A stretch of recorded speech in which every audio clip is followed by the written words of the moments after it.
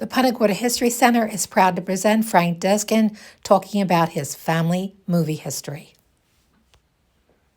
I want to thank you for having me here. I always appreciate the opportunity to talk a little bit about my family history and at least one side of the family, the Desguins. And we do pronounce it Desguin, and people, I'll never forget, I had a longtime family friend when my oldest son got married his first time. I was sitting behind her, Whitehurst family, long-time Punta Gorda family. And the preacher says, "Do you, Jason Desguin, take?" And Jeanette whips around me and says, "When did you all start pronouncing it Desguin?" I said, "Jeanette, we have always pronounced it." "No, you haven't, it's been Desguin." I said, "Jeanette, I asked my granddad when I was about 8 years old, because that's what was going on. I said, how do we pronounce our last name?" "Desguin." Because it's French, and the French pronunciation is Desguin, something like that. Obviously a hard G, so even though they anglicized it, when his family came to the United States, they kept the hard G. How was it spelled? Desguin. And of course, because the U's there, everybody wants to put a Q there. Yeah, right. And I've actually spelled it. I've watched people writing it or typing it, and I'll say Desguq. I go, no, it's a G. I'm sorry, I see the U, I gotta put a Q there.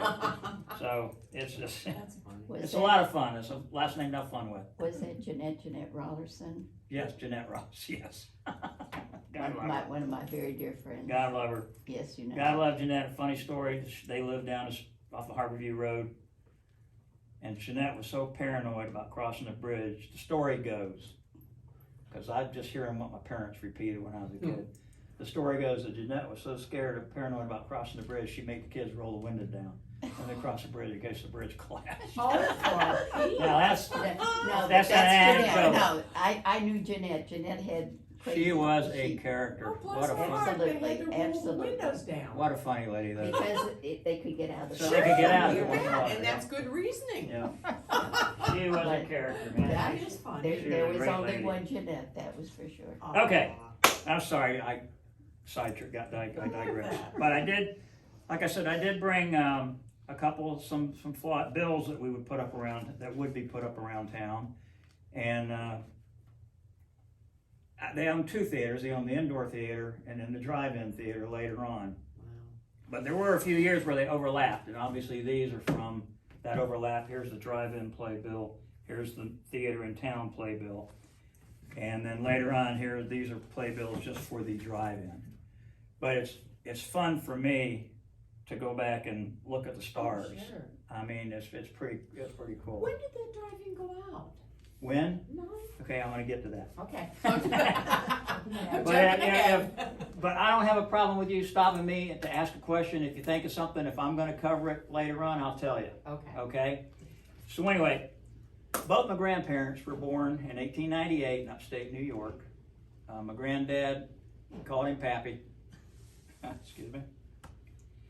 Louis was born in Cleveland, New York. It's on the north shore of Oneida Lake. My grandmother Gertie was born just a few miles northwest of there in Tabor, New York. When the war came along, the last name is French. We have found out since then, and it's more of a, the family comes from their, dang it, my mind went blank. They're, it'll come to me.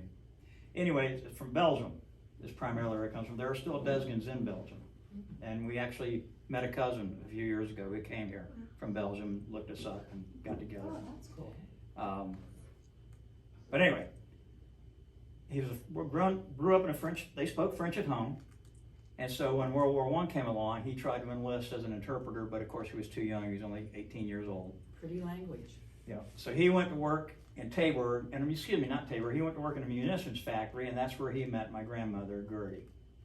And they got married in 1918. And when my dad came along in 1926, by then they were in Oneida, which is, and my granddad worked for Oneida Community, which was a group of folks that were way ahead of their time. It was a commune. And they ran a world-renowned silver Smith Silver. factory. And you may know, if you're old enough, you may remember Oneida Silver, you know, Sure do. and because they went out of business years ago, unfortunately. But he was a die cutter. And the interesting thing about that is he was cutting dies one day, and one of them exploded, and a piece of it went in his abdomen, and he still had it there. I can remember as a kid. He would pull up his shirt and he'd say, "Okay, it's right here." And it was just under this. Yeah, who knows why they didn't take it out, because it wasn't deep. You could feel it. Why they didn't do it, who knows? But they didn't. So that was always kind of cool to feel the piece of metal in his abdomen. But anyway, I'll say he was working for Oneida Limited, lost his job. And he worked at various places in the area over the years to to support his family. And one thing he did, he served a stint as a theater manager in Canastota, New York, which is just a little place, just not too far from Oneida, just a little bit west, I think. And in the meantime, over those years, while he was working at different jobs, his brother-in-law, Fred, who, he was a piece of work. And I knew him very well. And Uncle Fred was back in the 30s and 40s. He was what you would call an entrepreneur and pretty successful. He drove a big old Packard. And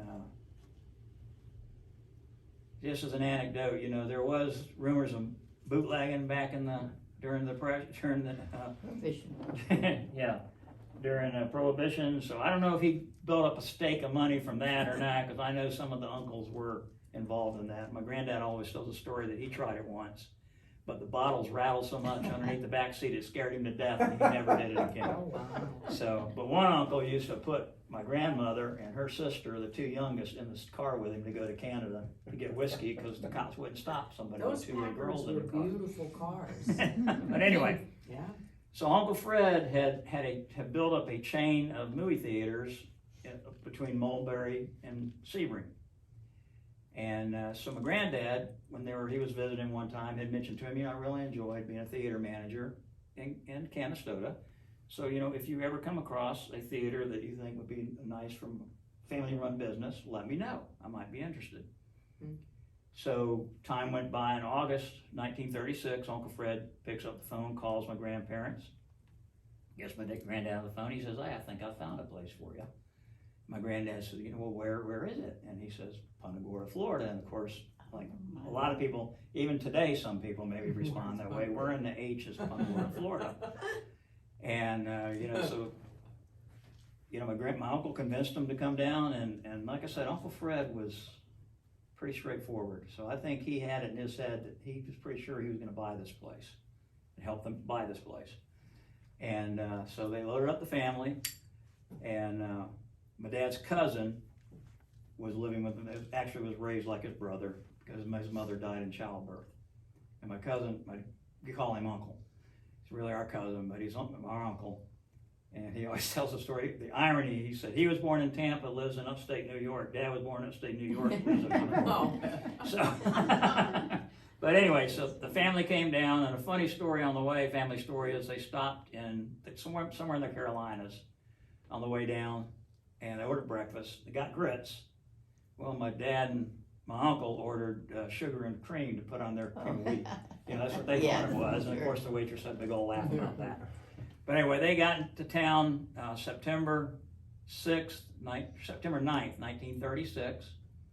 And the story goes that whoever owned the theater at the time, and I'm sorry, I don't know who that was.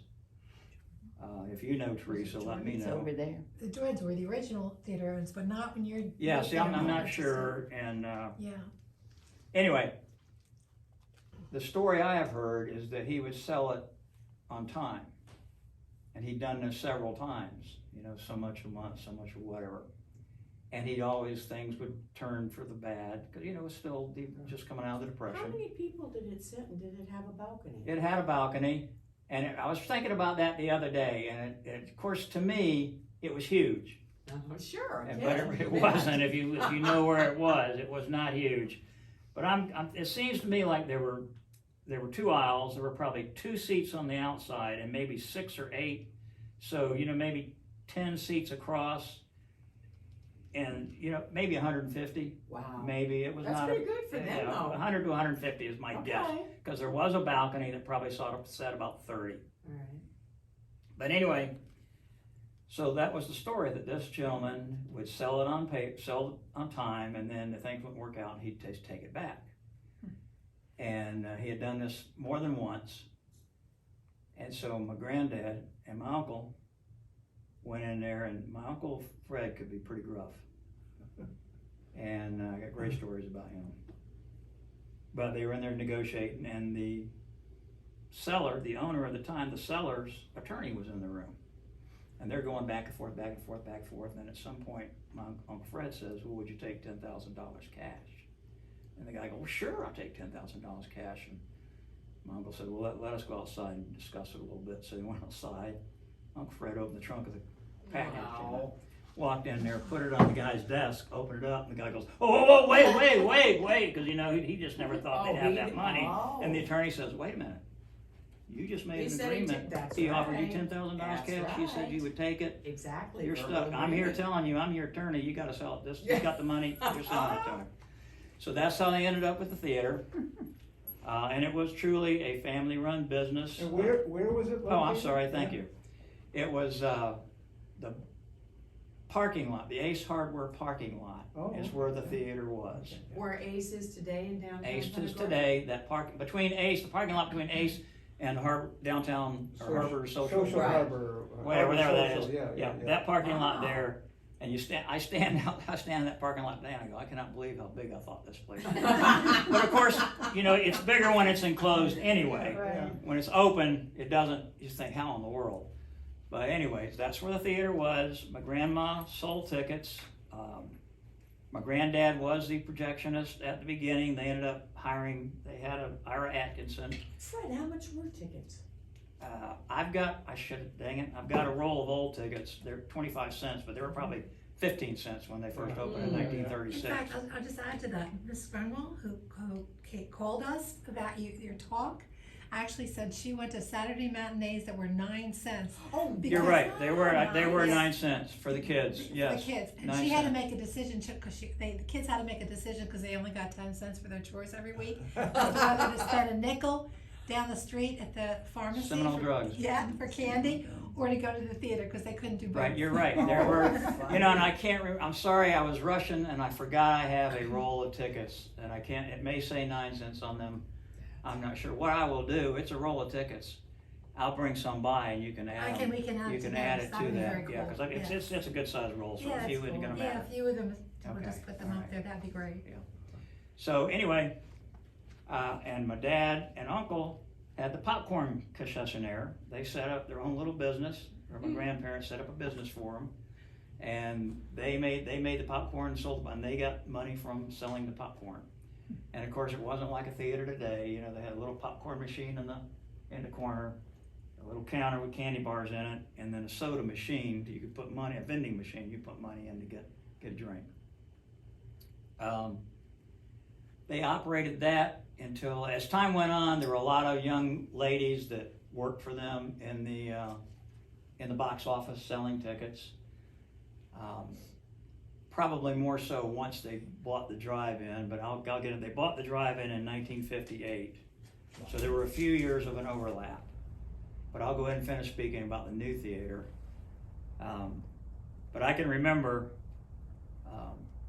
going around town. There was a weatherized glass enclosed sign at the corner. I know there was one at Marion in 41. There was probably one at Olympia in 41. I think you can actually see it in one of the pictures. And you That could sign go, you're and that's talking where about. they would hang the big paper playbills, the posters. We would go, I can remember going by there with my granddad. He'd unlock that thing and we'd put them up, you know, for the upcoming shows. That's how they advertised in the paper, advertised. These were around town in different storefronts, the big ones, the small ones. I can remember pick up the film, Trailways bus station, which is where, dang, what's there now? Nothing, I think. Yeah, there's nothing there now because the restaurant that was there caught on fire and they demoed it. It's kind of across from the Justice Center where that vacant lot is. Out Marion Avenue from the coin laundry. There's a vacant lot there. That's where the Sherwood bus station was. Yeah. And every night when the movies would change, my granddad would go down there. He'd pick up the reels for the next night, and put them on the bus to Fort Myers. And they would go down to Fort Myers for whatever theater was getting them down there, the arcade or wherever, or the drive-in theater. But I can remember doing all that. The thing that I put in my column that I'm really proud of is that, when they came here, it was, there's a lot of talk about Punta Gorda and Charlotte County wasn't,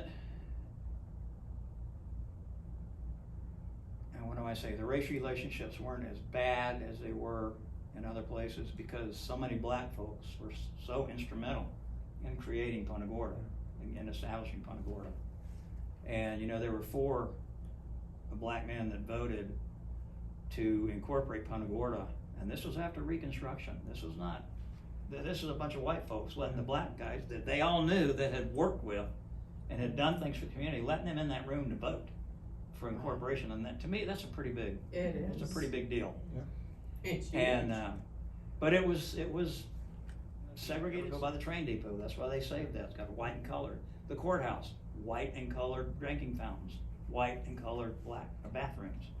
Frankie, we lived in Fort Lauderdale in the 50s, and they had the sundown law. After 6 o'clock, they had to be back in the quarters. Yeah. A lot of people have that. Oh, yeah. I don't know if they Long had that Beach is here. too. I hope they didn't, but I know a lot of places have It was that. called the quarters there too? Yeah, Yeah. most places And they that's were what always the quarters. That's what we call it, the quarters. Yeah. Oh my. And if they were gonna work or something, they had to have Yeah. a letter saying that they could be. They had the in right this. to be out. Yeah, Yeah. that's crazy. It's hard That's to believe terrible. today. But so he's from upstate New York, and so he went. I don't know how long he was here. He wasn't here long, and he said, some of the black folks approached him and said, "Hey, what do you think about letting us in to watch the movies in the theater?" And the story goes that he said, "Well, let me think about it." And I guess word got out, and some folks, because there's always, it doesn't matter what color your skin is, there's some folks are good, other folks are bad, or not so good. I shouldn't say bad, not so good.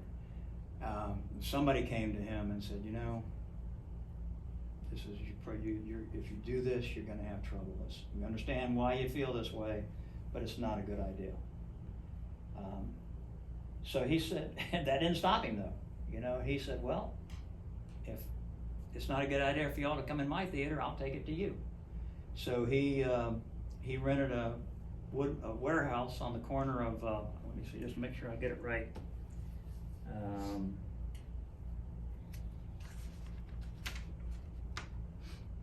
East Charlotte Avenue and Milas. It's a vacant lot now. But it was an old wooden warehouse. He installed bleacher seats, bought a 35 millimeter camera, and what would happen is they'd start the movie at the downtown theater, run the cartoon, the first reel, and then they take the cartoon. It started out my dad and uncle on their bikes, and you can see that in the mural down at the Event center. event center. Huh.